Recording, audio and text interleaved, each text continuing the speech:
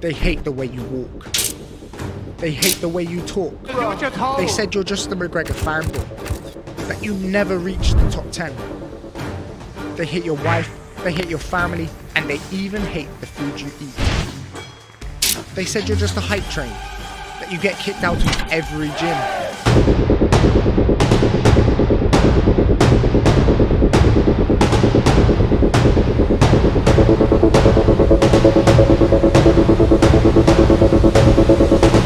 I'm going to go out there and do what's natural and do what's free to me. Just go out there and have fun and be me.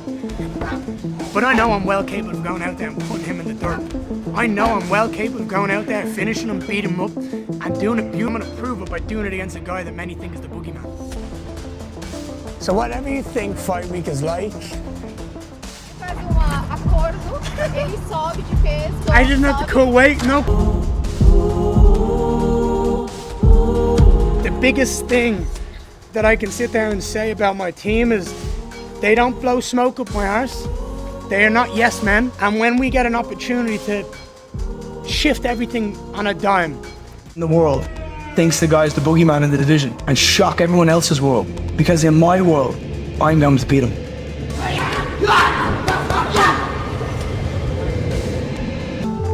For me, it's always a grind. It's train, fight, learn, grow, evolve, fight, do it again, best in a short period of time.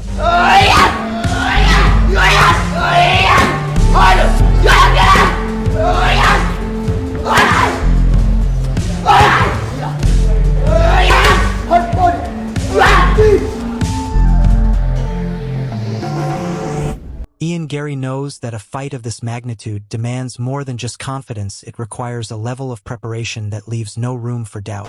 This guy's got a 100% finish rate. I've got a 100% win rate. When I step into the octagon, all I do is win.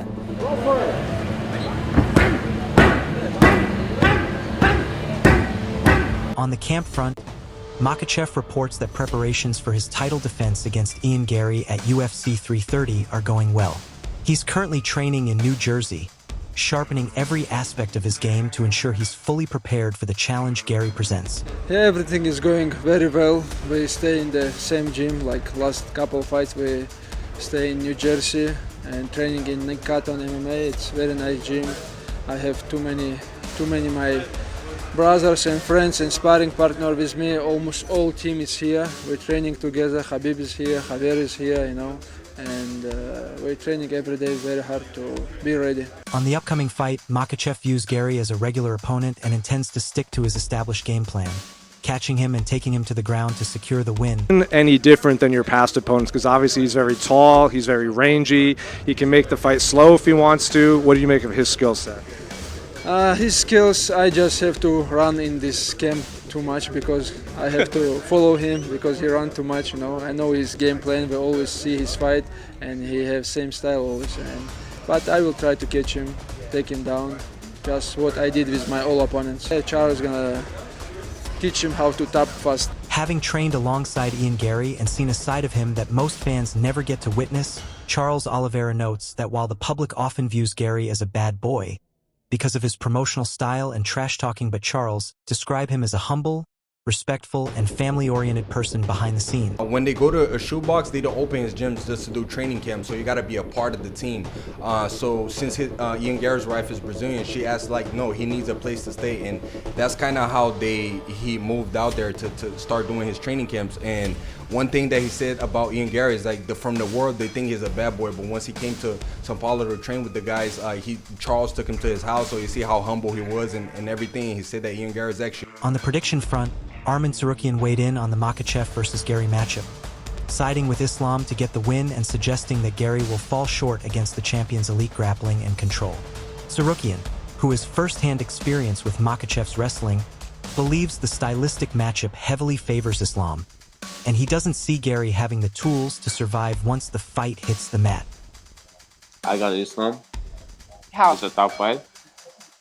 I think it's a submission.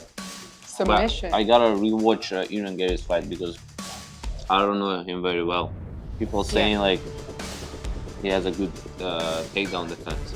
Building on Islam Makhachev's coach, Javier Mendez's praise, he reinforces his belief that Islam Makhachev is the most well-rounded fighter in the lightweight division, pointing to his exceptional wrestling ability, something that's even drawn praise from Olympic gold medalist Gable Steveson. It's one thing to dominate in MMA, but when a wrestler of Steveson's caliber acknowledges your skills, it speaks volumes about the level Makhachev operates at. The most well-rounded fighter of all, I've said that on many occasions, I said he was the most well-rounded fighter in the lightweight division, and people blasted me for that, but he proved my point. He's proven my point every time. He's just a great athlete who basically, he's the easiest for me to manage. I've been with him since 2014, maybe late 2013. And I really haven't put very much work into him as of late because he knows what he's doing. It's almost like wind him up, tell him what to do, and he goes out and does it, with Habib in his corner and me in his corner. And then he has Saif Safula, his other guy, that's a great coach, Taekwondo coach. He does fantastic. Switching gears to the matchup with Ian Garry, Mendez previews how Islam Makhachev would fare against the rising Irish contender. While he acknowledges Garry's striking threat and length, Mendez asserts that Garry would struggle significantly once the fight hits the ground, where Islam's grappling and control could become overwhelming. It's a clear indication that Makhachev's camp is already looking beyond the immediate challenge, with bigger names and tougher tests already on the radar. I feel good about it. He's a well-known guy. He's very highly skilled, and I look forward to the challenge, So, Ian Garry, excuse me, if that's who they pick and that's who Islam wants, no problem. Bring him on the plate. No problem. We'll get ready for Ian Garry. So, but he's good. He's good. I was hoping if he gets anybody, it would be. He wanted Kamaru because he thought that was the toughest stylistic challenge for him. So I wanted that because that's what he wanted. And but he was good with Ian Garry, or Topuria too. He didn't. He wanted a challenge. So those are the three that I know he stated that he wouldn't mind. On the topic of pre-fight tactics, Chael Sonnen recently stirred the pot by claiming that Ian Garry runs during his fights, implying that the Irishman tends to move backward to avoid engagement. It's a classic piece of fight promotion, planting a seed of doubt while trying to shape the narrative. But as Chael Sonnen pointed out, whether that assessment is accurate or simply a strategic comment is something fans will have to judge for themselves on fight night. Islam Makhachev said he's ready for Ian Garry, said he's going to have to chase him. Ian Garry runs the whole time. Is that true? Is that how you got? Do you think of Garry that way? Do you think of Garry as a guy that runs the whole time? I would trust Islam as world champion. I would trust him as next opponent. I would trust that he has sat down and watched this. He said he was very familiar with Ian Garry. Said we watch him all the time. Ian Garry runs the whole time? Really? I had not noticed that. On that note, Sonnen admits he hasn't personally perceived Ian Garry as a fighter who consistently runs in his bouts. He questions whether Makhachev is genuinely sharing his tactical approach or if he's potentially misrepresenting Garry's style as part of a mind game, a reminder that in the lead-up to a fight, not everything said in an interview should be taken at face value. Somewhere Islam's not leveling with us. And I'm not sure what one the swerve is. It's either that Ian Garry does not just run away in fights. I've never known Ian to do that, but I could pull up an Ian Garry fight right now and I could find out. I could just look at it and go, oh, wow, look, he does it. I had never really noticed. Or he's not telling the truth that he's going to chase him. One of those two things aren't true. But I don't know which one it is, and it makes it interesting. And if Ian does play that game of cat and mouse with that long reach that he has. In the GOAT conversation, Makhachev's name continues to come up, with a strong run at 170 pounds potentially cementing his legacy.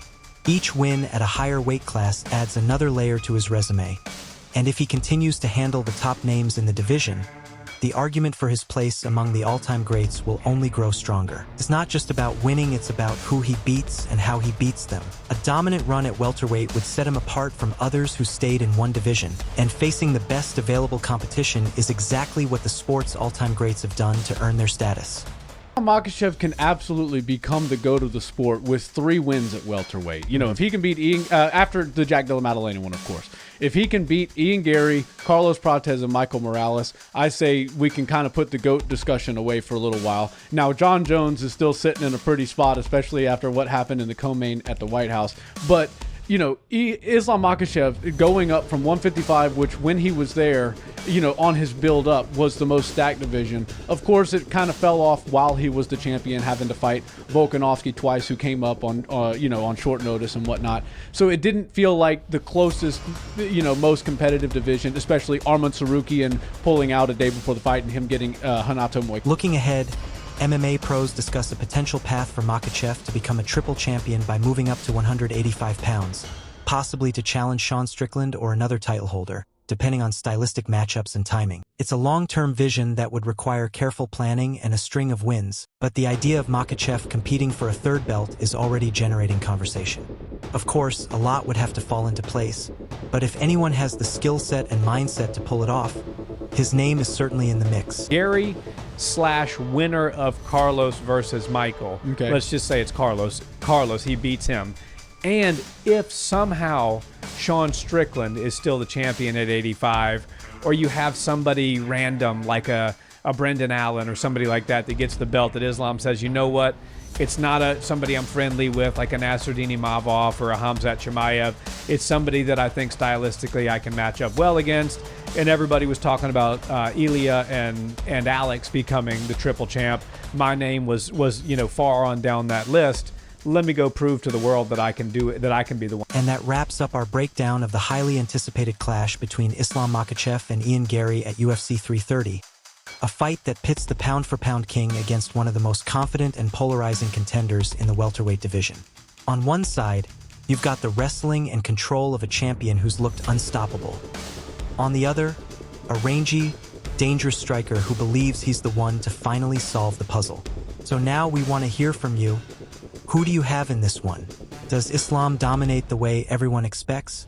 Or does Garry shock the world and walk out with the belt? How do you see it ending? Decision, submission, or knockout? Drop your predictions in the comments below, and let's see who gets it right before fight night. If you enjoyed this video, make sure to like, subscribe, and hit the notification bell so you never miss the latest UFC news, fight breakdowns, and exclusive updates. Thanks for watching.